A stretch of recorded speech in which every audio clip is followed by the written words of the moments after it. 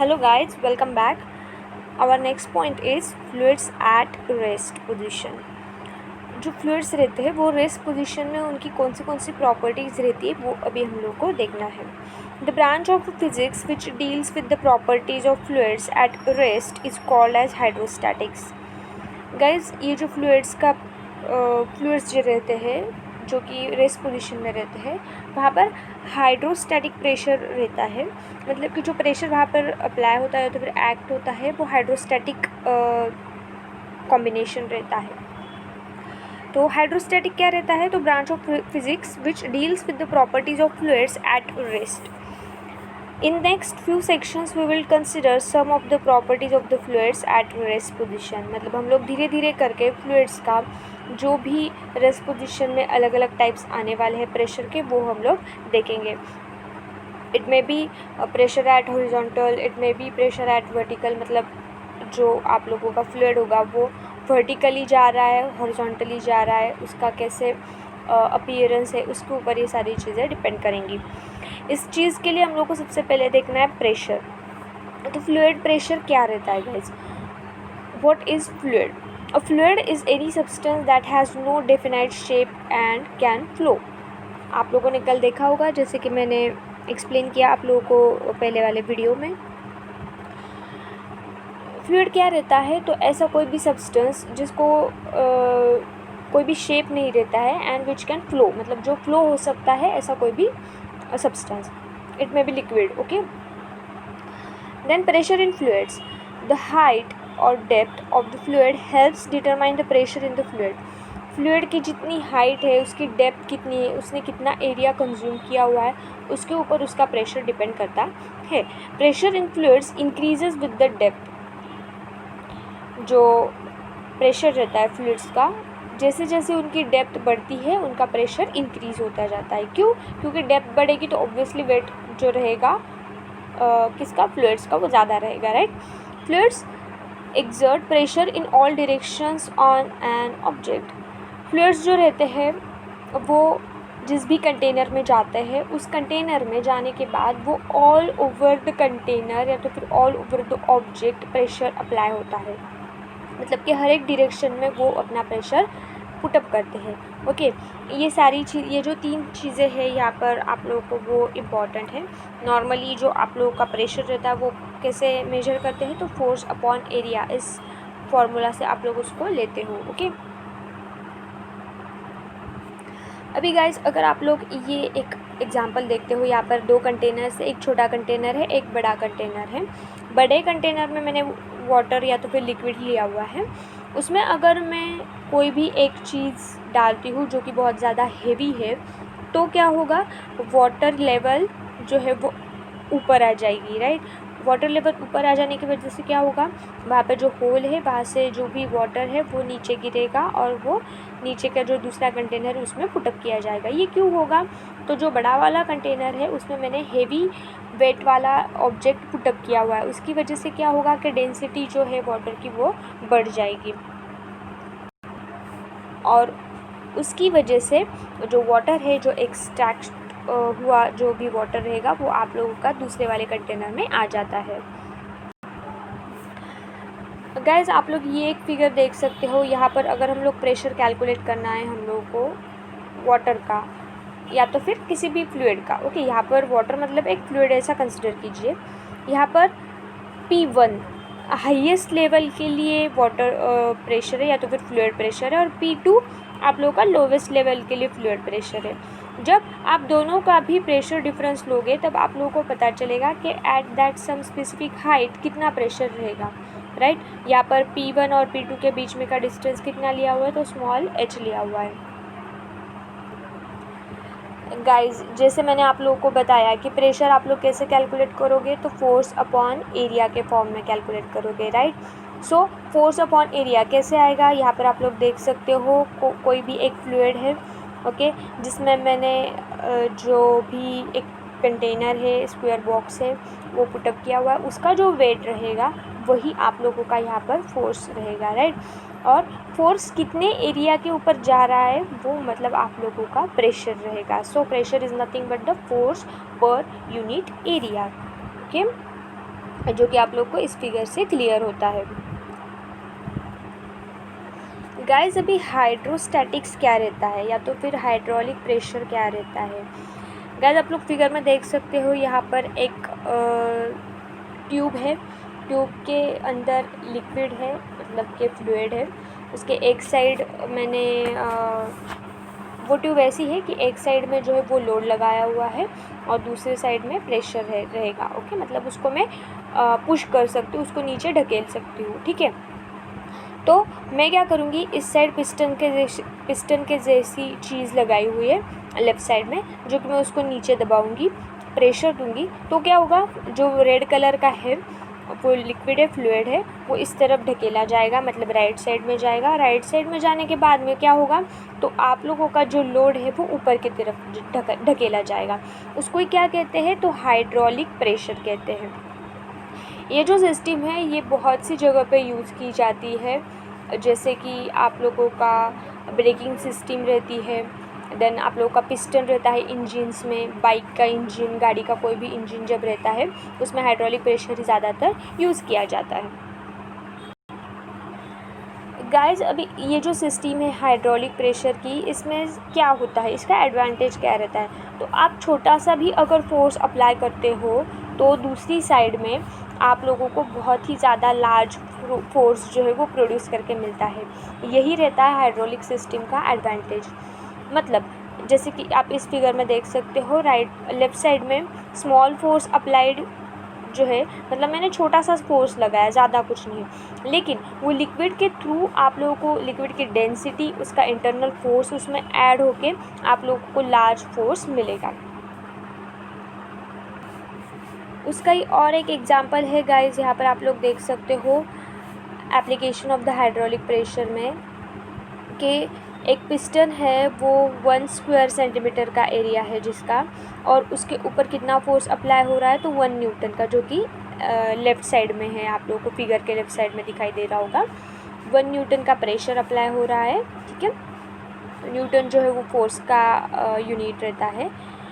Then वही pressure apply होने के बाद में, उतना फोर्स अप्लाई होने के बाद में क्या हो रहा है, तो लिक्विड राइट साइड में जा रहा है, ऑरेंज कलर का जो है वो आप लोगों का लिक्विड है।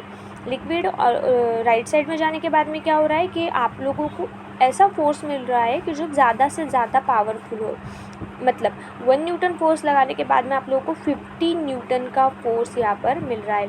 क्यों मिल रहा है, क्योंकि ये जो पिस्टन का एरिया है वो 50 स्क्वायर सेंटीमीटर्स का है। ओके, और इधर का एरिया कितना है, तो 1 स्क्वायर सेंटीमीटर का है। मतलब 1 square centimetre area and 50 square centimetre area का अगर आप कंपैरिजन करते हो तो यहाँ पर 1 न्यूटन फोर्स लगाना पड़ेगा, और तब जाके आप लोगों को 50 न्यूटन फोर्स वाला जो भी प्रेशर है वो प्रोड्यूस यहाँ पर हो सकता है। सो गाइस फिगर से फिर से आप लोगों को एक चीज़ पता चलती है कि कम से कम फोर्स लगाने के बाद में ज़्यादा से ज़्यादा आप लोगों को पावर मिलेगा, मतलब कि फोर्स मिलेगा। किसकी वजह से, तो हाइड्रोलिक प्रेशर की वजह से। यही रहता है हाइड्रोस्टैटिक प्रेशर या hydraulics pressure. So guys, we will see our theoretical part of the fluids at rest position. It is the branch of the physics which deals with the properties of fluids at rest is called as hydrostatics. In the next few sections we will consider some of the properties of the fluids at the rest position. Okay guys, so जैसे कि मैंने आप लोगों को पहले explain किया hydrostatics क्या रहता है। It is the physics or branch of physics which deals with the properties of the fluids at rest position. Rest position में फ्लूइड की कौन सी प्रॉपर्टीज़ रहती है, उसके पीछे क्या फिजिक्स रहता है, उसको कहते हैं hydrostatics. So first is your pressure. A fluid at rest exerts a force on the surface of the contact. Fluids जो रेस्ट पोजीशन में रहते हैं वो उनका जो सरफेस रहता है, कॉन्टैक्ट सरफेस, उसके ऊपर प्रेशराइज करते हैं। द सरफेस में बी अ वॉल और the bottom of an open container of the fluid. अभी ये जो सरफेस रह सकता है वो कोई भी रह सकता है, वॉल भी रह सकता है और जो बॉटम सरफेस रहता है किसी भी कंटेनर का जिसमें आप लोग फ्लूइड डालते हो वो भी रह सकता है. The normal force capital F exerted by a fluid at rest per unit surface area capital A of contact is called the pressure small p of the fluid. यहाँ पर फ्लूइड का प्रेशर क्या रहता है, तो normal force exerted by the fluid at rest per unit surface area, मतलब कि force per unit area F/A. ये आप लोगों को प्रेशर मिलेगा, pressure of the fluid P equals to F/A. So guys, figure 2.4 shows a fluid exerting normal force on a vertical surface and figure 2.5 shows fluid exerting normal force on a horizontal surface. दो अलग अलग figures आप लोगों को दिखाई दे रही है. Fluid exert force on vertical surface, vertical surface के ऊपर फोर्स कैसे एक्सर्ट होता है फ्लूइड्स का, वो फर्स्ट फिगर में दिखाई दे रहा है आप लोगों को. दोनों भी फोर्सेस कैसे है, एक दूसरे को अपोजिट है. एरिया जो है A is the area, okay, and F is the force. Then second figure 2.5 fluid exert force on horizontal surface. horizontal surface में किस तरह से फोर्स अप्लाई होता है वो बताया गया है. यहाँ पर फोर्स जो है वो एरिया को परपेंडिकुलर है, राइट, इसलिए फोर्स अपॉन एरिया ऐसे आप लोगों का प्रेशर लिया गया है. Thus an object having small weight can exert high pressure if its weight acts on a small surface area. For example, a force of 10 Newton acting on 1 centimeter square results in a pressure of 10⁵ Newton per meter square, or it is also called as Newton meter raised to minus 2. On the other hand, the same force of 10 Newton while acting on an area of 1 meter square exerts a pressure of only 10 Newton per meter square. यहाँ पर बताया गया है आप लोगों को, object having small weight can exert high pressure. जिसका small weight होता है वो भी हाई प्रेशर एक्सर्ट कर सकता है. If its weight acts on the small surface area, अगर उसका वेट स्मॉल सरफेस एरिया के ऊपर एक्ट होता है तो, जैसे कि a force of 10 Newton acting on 1 centimetre square. 10 Newton force, जैसे कि मैंने आप लोगों को पहले बताया था फिगर जब मैंने आप लोगों को दिखाई थी, उसमें क्या था, 1 सेंटीमीटर स्क्वायर के ऊपर 1 न्यूटन हम लोग एक्ट कर रहे थे, राइट, और तब जाके हम लोग को 50 न्यूटन का फोर्स मिल रहा था. क्यों? क्योंकि 50 सेंटीमीटर स्क्वायर का एरिया था. यहाँ पर 10 न्यूटन का फोर्स जब हम लोग 1 सेंटीमीटर स्क्वायर एरिया के ऊपर पुटअप करेंगे, देन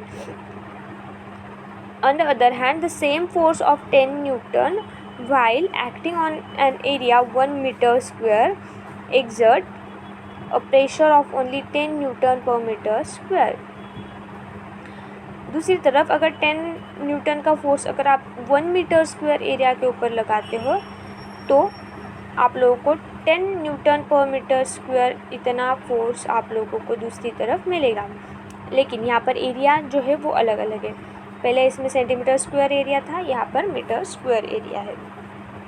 सो गाइज यहाँ पर 1 न्यूटन वेट मतलब आप लोग कितना लोगे, तो 100 gram mass if G equals to 10 metre per second square अगर रहता है तो. गाइज नॉर्मली जो G रहता है यहाँ पर ग्रेविटी के लिए यूज़ किया जाता है, उसकी value 9.8 meter per second square आती है. लेकिन आप लोगों को यहाँ पर चैप्टर में दिया गया है कि आप लोग G की value 10 Newton per metre square consider करोगे. ओके गाइज, सो आप लोग ये वैल्यू ध्यान में रखोगे और 10 न्यूटन पर मीटर स्क्वायर ही कंसिडर करोगे. So guys the SI unit of the pressure is newton per metre square. ये जो है SI यूनिट है प्रेशर का. Also 1 newton per metre square is 1 pascal. PA से डिनोट करते हैं 1 पास्कल, मतलब कितना, 1 newton per metre square. The dimensions of the pressure is, कितने डायमेंशंस है, तो L इनवर्स या तो फिर L raise to minus 1 M1 T rays to minus 2. These are the dimensions of the pressure. Guys आप लोगों को unit and dimensions of the pressure ध्यान में रखना है. पेपर में आप लोग को एग्जाम में पूछ सकते हैं एंड ऑब्जेक्टिव टाइप्स के लिए भी ये बहुत ही ज़्यादा इंपॉर्टेंट है. Pressure is a scalar quantity. Pressure जो है वो स्केलर क्वांटिटी है. Other common units of measuring pressure of a gas are bar and torr. Bar में भी आप लोग प्रेशर जो है वो कैलकुलेट कर सकते हैं एंड टॉर में भी आप लोग प्रेशर कैलकुलेट कर सकते हो. यहाँ पर 1 बार मतलब 10⁵ न्यूटन पर मीटर स्क्वायर आता है। And 1 hectopascal means HPA is equals to 100 pascal, ऐसा भी आप लोगों को बताया गया है।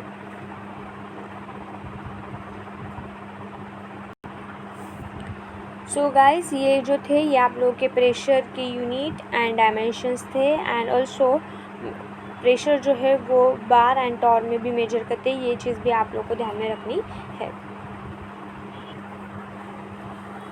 सो गाइस, आप लोग को एक चीज़ यहाँ पर रिमेंबर दिस में ध्यान में रखनी है, जो कि the concept of pressure is useful in dealing with fluids that is liquids and gases. मतलब कि आप लोगों को प्रेशर जो है, ये प्रेशर का कंसेप्ट आप लोगों को किस किस चीज़ के ऊपर डील करना है, तो लिक्विड्स एंड गैसेस में। क्यों? क्योंकि यहाँ पर फ्लूइड्स मतलब हम लोग liquids and gases he consider करने वाले हैं। एंड इसमें प्लाज्मा भी एडिशनल आप लोगों को कंसिडर करना है। As fluids do not have definite shape and volume, it is convenient to use the quantities pressure and density rather than force and mass when studying hydrostatics and hydrodynamics. It is convenient to use the quantities of pressure, यहाँ पर जो है pressure की quantities and density जो रहती है rather than force and mass, मतलब force और मास से भी ज़्यादा इम्पोर्टेंट आप लोगों को हाइड्रोस्टैटिक्स एंड हाइड्रोडायनामिक्स में जब भी आप लोग कंसिडर करोगे तब प्रेशर एंड योर डेंसिटी, ये जो दो चीज़ें हैं वो ज़्यादा आप लोगों को इम्पोर्टेंट रहेंगी जब भी टर्म प्रेशर आएगी उससे related. So guys, our next point is pressure due to a liquid column. Liquid column मतलब जब भी आप किसी कंटेनर में अगर आप लिक्विड पुटअप करते हो तो आप लोगों का कितना प्रेशर हो सकता है वहाँ पर उस फ्लूइड का, वो आप लोगों को यहाँ पर देखना है। So guys, figure 2.6 shows pressure due to the liquid column. यहाँ पर एक वेसल दिया हुआ है जिसमें कि लिक्विड पुटअप किया गया है।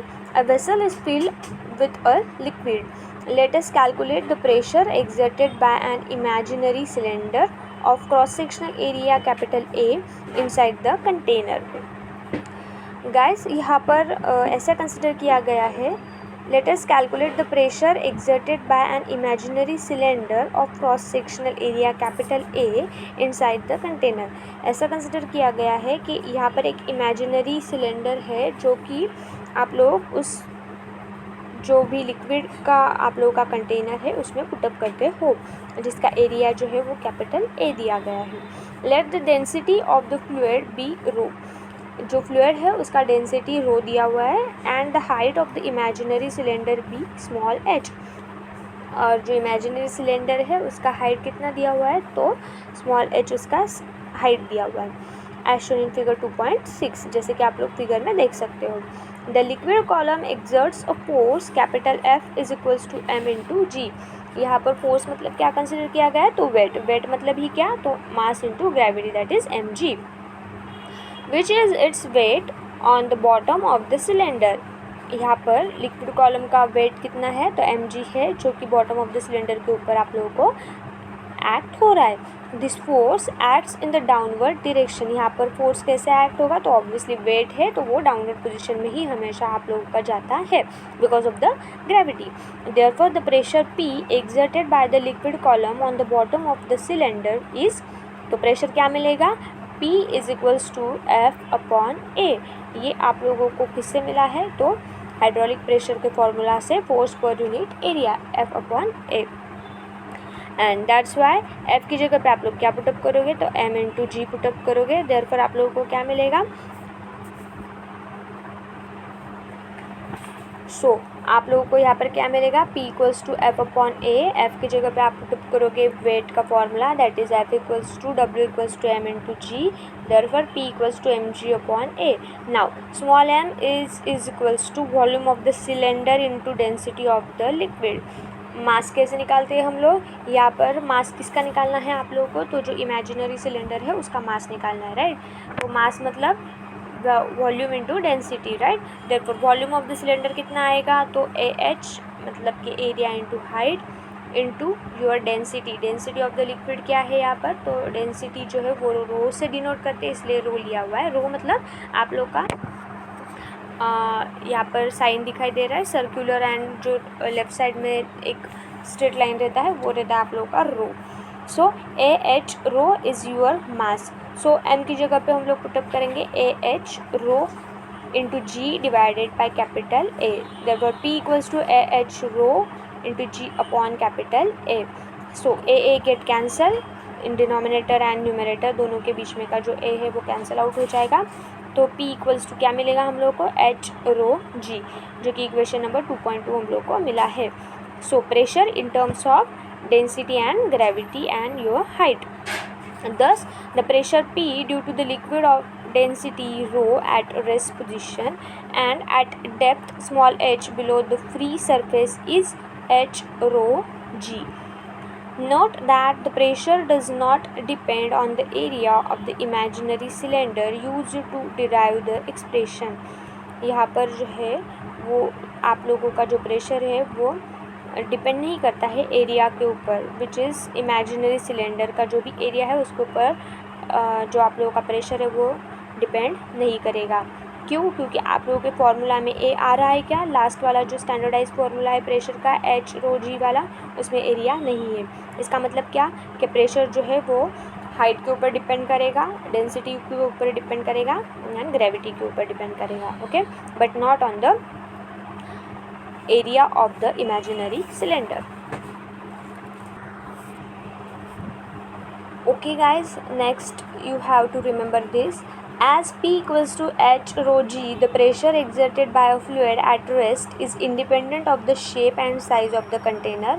मतलब कि जो प्रेशर है वो साइज़ और शेप के ऊपर डिपेंड नहीं करता है. And P equals to H rho G is true for liquids as well as for gases. ये जो फॉर्मूला है प्रेशर का H रो G, ये लिक्विड्स में और गैसेस दोनों में भी आप लोग एप्लीकेबल रख सकते हो, मतलब अप्लाई कर सकते हो. सो गाइस, अभी हम लोग जो देखेंगे वो है आप लोगों का example number 2.1. Two different liquids of density rho 1 and rho 2 exert the same pressure at a certain point. What will be the ratio of the heights of the respective liquid columns? So guys, आप लोगों को क्या दिया हुआ है, two different liquids of density rho 1 and rho 2, मतलब दो अलग अलग डेंसिटी जिनकी है, ऐसे दो लिक्विड्स दिए हुए हैं. देन और उनका रेशो पूछा गया है. What will be the ratio of the Heights of respective liquid columns. So guys, यहाँ पर आप लोगों को स्टैंडर्ड फार्मूला जो है प्रेशर का P equals to H rho G, ये आप लोगों को यहाँ पर यूज़ करना है.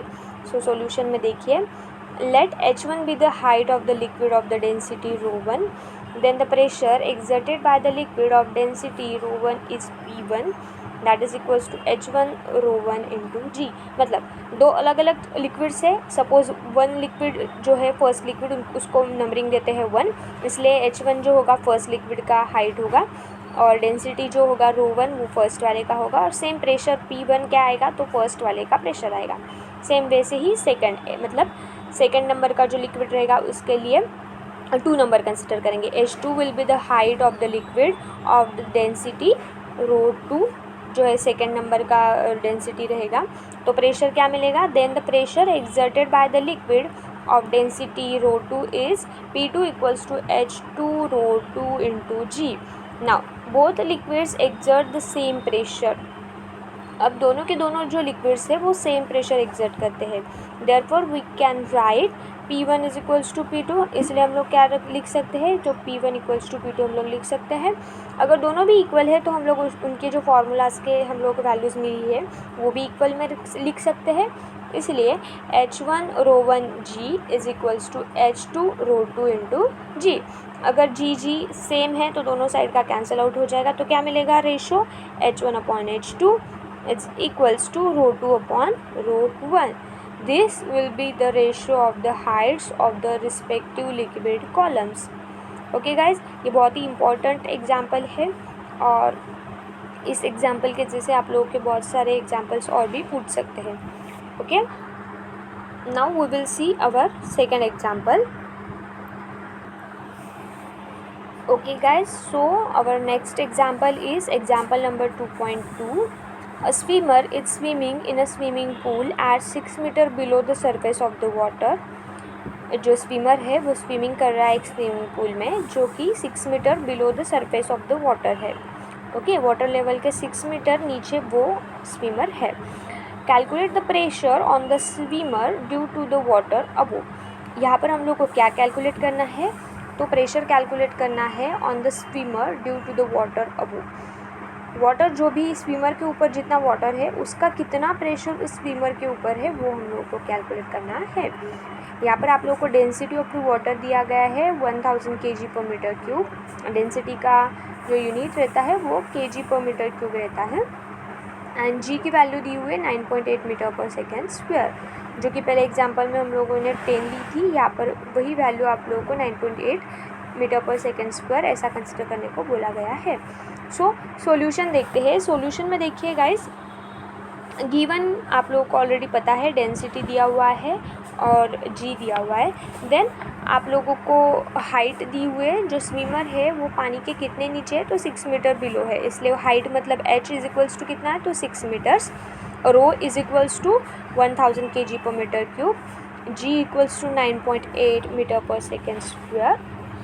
देन P मतलब pressure. Pressure is equals to what? H rho G. So H की वैल्यू है 6 मल्टीप्लाई बाय रो मतलब 1000 into G that is 9.8. So 9.8 multiply by 6 कितना आता है? तो आपको वैल्यू मिलती है 5.88 into 10⁵ newton per metre square, which is nearly 6 times the atmospheric pressure. Guys यहाँ पर आप लोगों का 1000 मतलब कितना आएगा? तो आप लोगों को मिलेगा वो 10⁵ प्लस योर 10⁵ मतलब 9.8 मल्टीप्लाई बाय योर 6. आप लोगों को वैल्यू कितनी मिलेगी? तो आप लोगों को वैल्यू मिलेगी 588.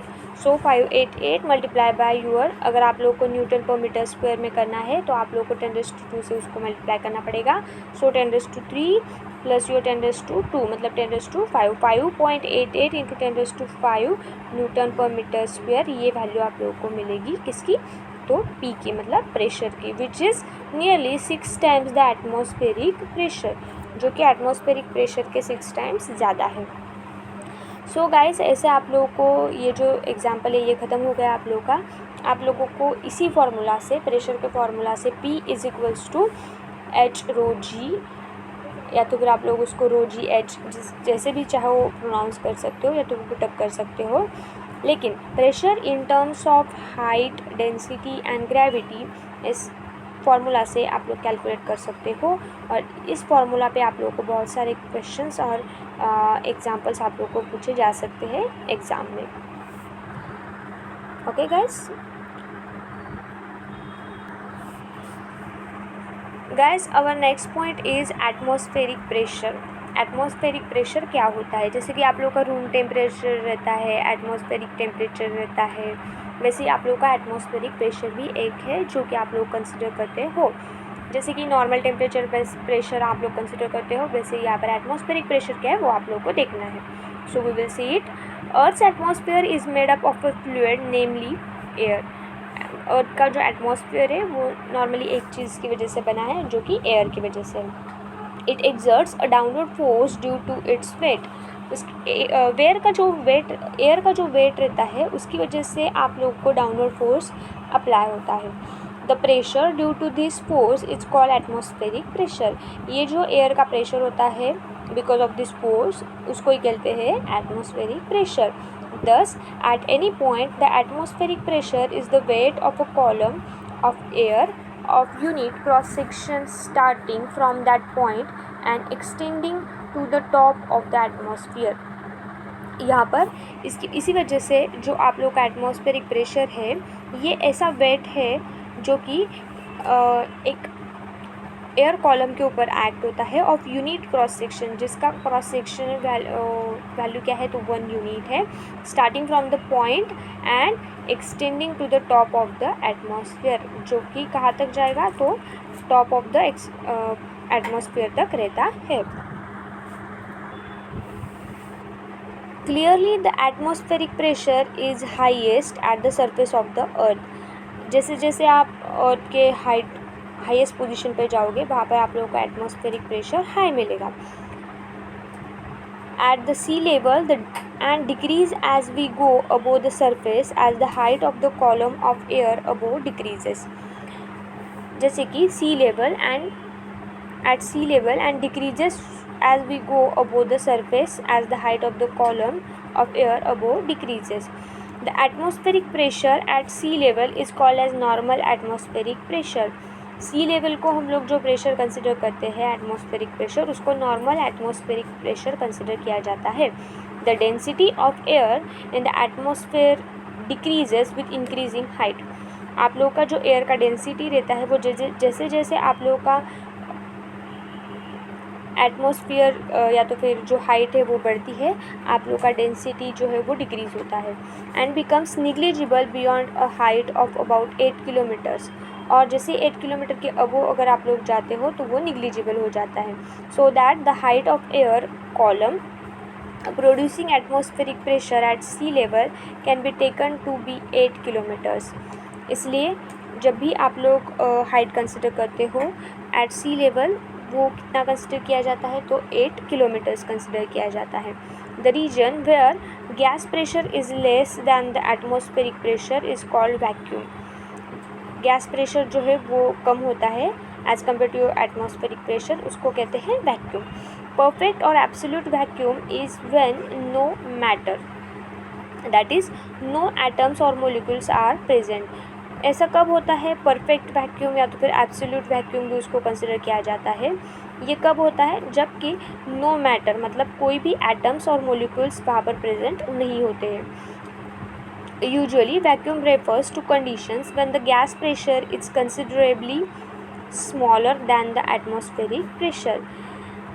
वैक्यूम कब कहा जाता है किसी भी चीज़ को? तो जबकि ऐसे कंडीशंस होते हैं कि गैस प्रेशर जो है वो स्मॉलर रहता है as compare to your atmospheric pressure. So guys, ये था आप लोगों का एटमॉस्फेरिक प्रेशर.